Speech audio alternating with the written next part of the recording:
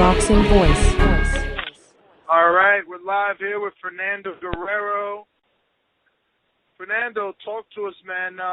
We know you suffered that loss with Lemieux, but you got right back in the ring and win column.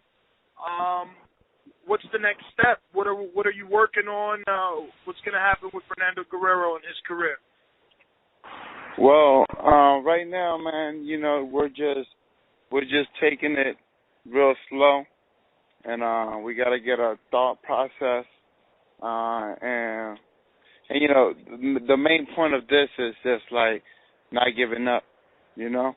As you can see right now, like if you watch the last fight, look, I've been training with all these other guys, and look what happened, like to Lamont Peterson. He lost with Timothy Bradley. Then he had a, you know, controversy with Victor, and then, you know, got knocked out by Matisse and all that stuff. The point of that is he still became a world champion and still fighting, you know. Look at the comeback of all these other guys, you know. And why would I be one of those persons that will give up? I'm a true warrior, and I'm not gonna give up, you know. But the thing is like things do need to change. You know, like for instance, like I think I need a better team. I need better people behind me, you know. Just because, you know, it's like my first world championship, I had no trainer with me. They abandoned me in my fight of need. Then now, in order for me to fight for a big fight, I had to go all the way to Canada and fight somebody with 31 knockouts. You know, so I'm not saying that I couldn't beat him or anything. What I'm saying is, with all those controversies that you have and all those bad timing. You know, just everything is just bad timing.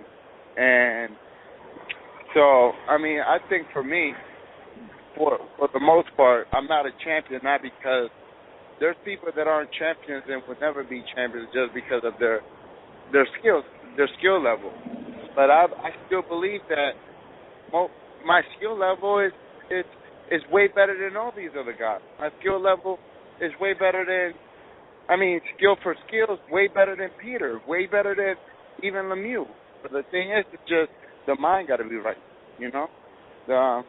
Look at that fight with Daniel Jacob. You know, Daniel Jacob, I've known since the amateur. He's one of my good associates and everything, you know. But they bring him a fight that I've never heard of, you know, a guy that I've never heard of, 10 knockouts. I got to go all the way out of my league. I can't even go to my hometown and fight. That's like, for me, that's like basically like, okay, we're going to go over there and use you to lose or something, you know, 20,000 people against you, especially when you're a person that's been loved, that always had the upper hand when it comes to that, because that the crowd is the upper hand. You know, a lot of people don't understand it, but the crowd is the upper hand, you know. And, you know, it's like, so now it's like more, I got to think more for myself, be a little bit more selfish, and it's like me against the world type of thing. And, you know, it's just like more like, you know, I just got to be a little bit more greedier. Still got to stay hungry. And, you know, just let God take. Now, what's the situation between you and Barry Hunter? Because there was a time when you were training with him. Is that non-existent? Me and Barry Hunter hasn't been existent for 4 years. You know, ever since I left Salisbury, me and Barry Hunter hasn't been existent for that long. You know, so for me it's like, you know, I was grateful for him even coming to be in my fight, and you know, but the thing is like the real is the real, you know. Like once when you don't see somebody for 4 years, you basically don't even know them, especially when you didn't even know them like that, you know. So you know, it's like it was more like, well, I mean, I think it was real cool of his part to just come and be there for me, for in that fight, you know. But the thing is like it didn't click like how we used to click, you know, because we haven't been in existence for 4 years. Now, do you think that's because of that 4-year gap, that when you linked up with him for the Peter Quillen fight, it just wasn't enough time for you to get acclimated back to his training style? Well, I mean, that's exactly what I'm saying. Especially when you're fighting in a professional level. Okay, when you fight in a professional level, you need to be professional. And then when you're fighting in a world championship level, that's even another 100% level that you need to be, you know. So then, the day of my fight, thank you, Barry, but I mean, that was the first time that I seen him in 4 years. You know, it wasn't like we were training. I was training in D.C. or anything like that. No, I was training with another trainer, with Virgil Hunter, and then Virgil Hunter left to go with Amir Khan in England, and then Barry came the next day, and then I fought. So I didn't even have the right preparation, as in like I didn't even really have a gym. I had to go to the 24-hour fitness or whatever and all that other stuff and train, just because I didn't have a great team behind me. Like, I mean, you know, it could be an excuse or not or whatever, but I don't think that my opponent was in that situation, you know. So moving forward, what sort of changes have you made to Team Guerrero? Say it again?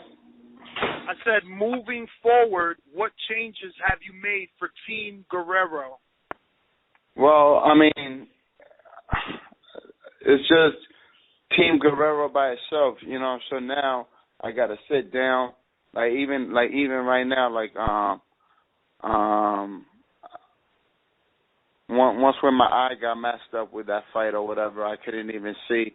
And even right now, I think I even got to get surgery for the eye, because in Canada they just mistreated the treatment, and now I got to get surgery for it just because the doctors was going cheap on it or whatever and all that stuff.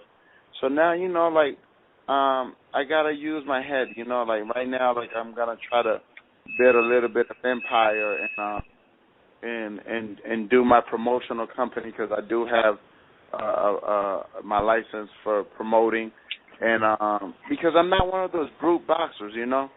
I would like to use my brain and be intelligent, and not just go with just always saying yes. It's like, for instance, I'm a warrior, I'm a fighter. So if they say Peter Quillen, I'm gonna be like, heck yeah, give me Peter Quillen. If they say Lemieux, heck yeah, give me Peter, you know. And that's how other people have things that I don't have. Beat them, of course, but not right now. This makes more sense, and that's what I need, you know. So now But let me interrupt you for a minute. But don't you have the world-renowned advisor in Al Heyman? I mean, isn't he in charge of making those decisions for you, or have you parted ways? Well, no. Me and Al is still together. But the thing is it's not just me and Al. You know, it's me and Al and 50 more plus other boxers. And then the thing is like when you you know, you just gotta go over those obstacles, and then it's like anybody else, man. If you're not that number one fighter, why do I need to pay 100% attention in you? I can't. You know, not everybody's gonna get babied. Like for instance, like Canelo, they're gonna put him whoever they need. You know, if it's a fight that Canelo's not gonna win, they're not gonna do that. You know, because Canelo has already proven himself and all that other stuff. But you know, like if I gotta go the rough way, which I have to go the rough way. Like for instance, like okay, why couldn't let me fight that dude that Daniel Jacob fought. I would have effed him up. You know what I mean? But the thing is like I had to go all the way to Canada. You know? And let me fight the dude that Peter Quillen fought to defend his title. Nah, but you know, some people get more baby than others, and like you know, like of course the world is not fair. But what you got to do, you can't just sit down and wait for it to be fair. You just got to take matters into your own hands, even if you got Al Heyman or not. You know, I got to be a man. You know. So Heyman is my father. Who do you have in your corner this time around for training? Who's going to give you direction? Who's going to be your head trainer? Well, I mean, I got these boys, Salcedo brothers, two young brothers or whatever, and we're going through as a team. You know, we're learning together. We're doing things together. He was actually in my fight, the last fight with Lemieux, the Mexican, the Mexican guys. And you know, so I got them. They're good enough for what I need, and that's what I have, you know. So now you're on the West Coast. Are you well, clearly because of the eye, you're not able to fully train, right? You're just maintaining weight at this point? Yeah, just gotta, I mean, I always gotta, I mean, you know, like, yeah, just gotta maintain weight and see where we're gonna go from here, and just try to stay focused. I mean, it kills you a lot of times, you know. It kills you a lot of time because then you don't want to catch yourself to being in the hating side of like you know, when people watches Danny Garcia fighting a guy that you never heard, or you see Dana Jacobs fighting a guy that you never heard. But you know, they position themselves and to be in that position because of the people they have around them, and then you know, instead of hating, you just gotta congratulate and be like, well, hopefully I get my turn or whatever. So I'm waiting for my turn. You know, I'm waiting for once when I have it, the Dominican Republic is open arm and saying, hey, you're not perfect, but you still made it. So now, what is the tentative date that you feel that you will be cleared by physicians and doctors to be able to fight again? Well, right now, I still haven't even got the surgery, the plastic surgery in my eye. I need to get that ASAP. We're waiting for the contact to pay or whatever and all that other stuff. And then after that, then I gotta heal it up for 6 weeks. That's what they said. 6 weeks, and then we could go and even think about stepping in the ring. And you know, because like you said, you've had the hard route. You've been in with some pretty big punchers. Grady Brewer, he's a big puncher. All your losses have been to guys that are known to have knockout power. And all my losses, and I'm sorry to cut you off, and all my losses has never been because I'm not better than them. It's always been a problem of like, okay, when I lost to Brady Brewer, I was 3% body fat, 154 pounds. 152 actually. I've never been 152 ever since I was 14 years old. People don't understand that, and they just switched that opponent for me. The day before of the fight, I didn't even know who Grady Brewer was. I was training for another dude, you know, because they were so high on me. And then with Peter Quillen, you know, good of a champion that he is or whatever and all that stuff, I just knew that I was better than him, and then as soon as I was gonna fight for him with him, my trainer leaves 3 weeks before my fight, the most important times, and then and then as soon as I'm gonna go to Canada, bam, my eye messes up right there. I gotta go all the way to Canada to fight somebody, and all. So for me, it's like, it's like those are things that I could look at, and I'm like, you know what? I'm still gonna be a champion. I'm still gonna be a champion because I kind of seen it all.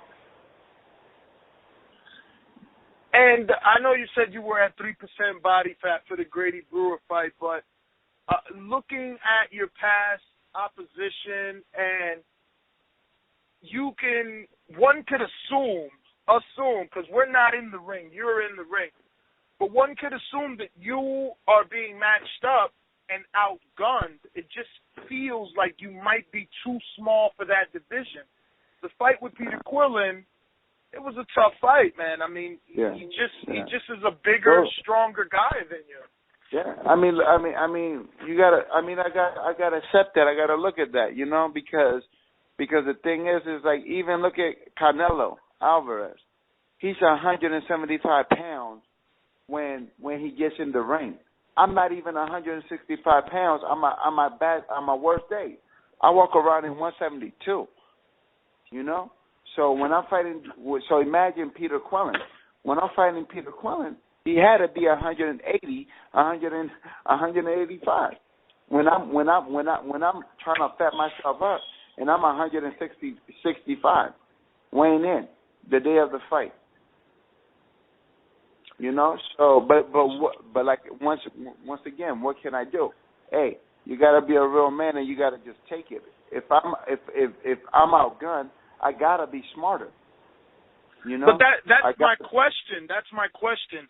Isn't it worth revisiting the attempt to move down in weight? I know you said you were at 3%, but maybe hiring a strength and conditioning coach, getting yourself a dietitian so that you can make 154, because they're just taller than you. I mean, Lemieux was bigger than you. He was wider than you. He was 180. I think he was 175 the day of the fight.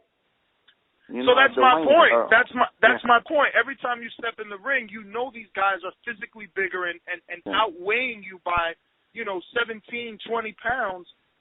Isn't it better to try and go back down? I look at it this way. A loser is a loser no matter what.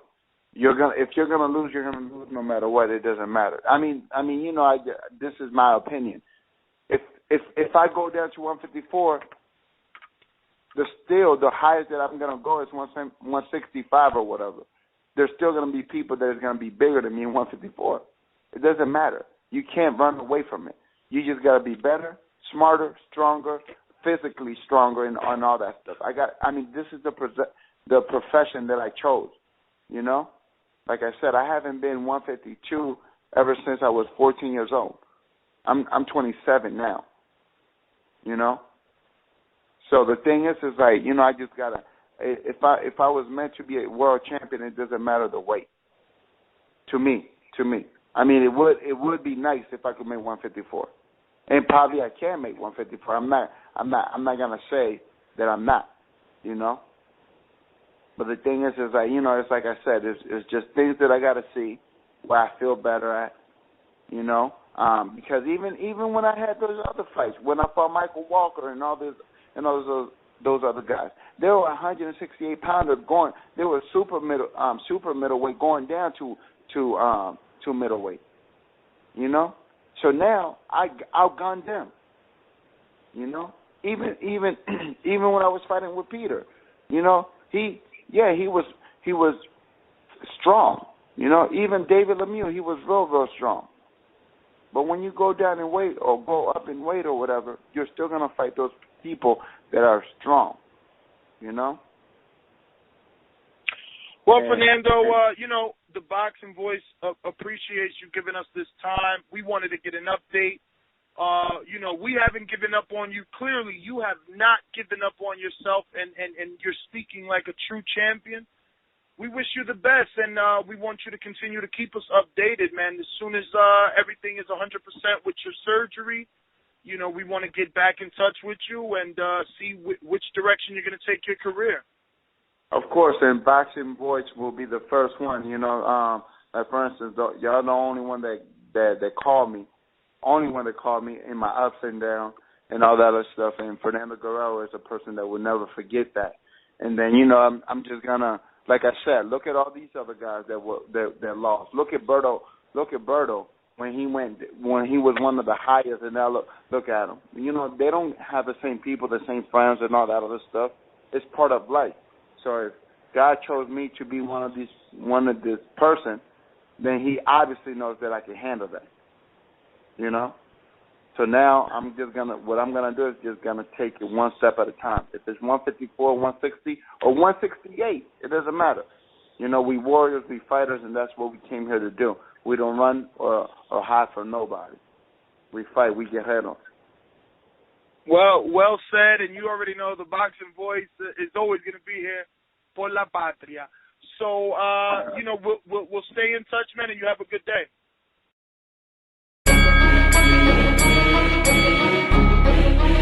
The Boxing Voice.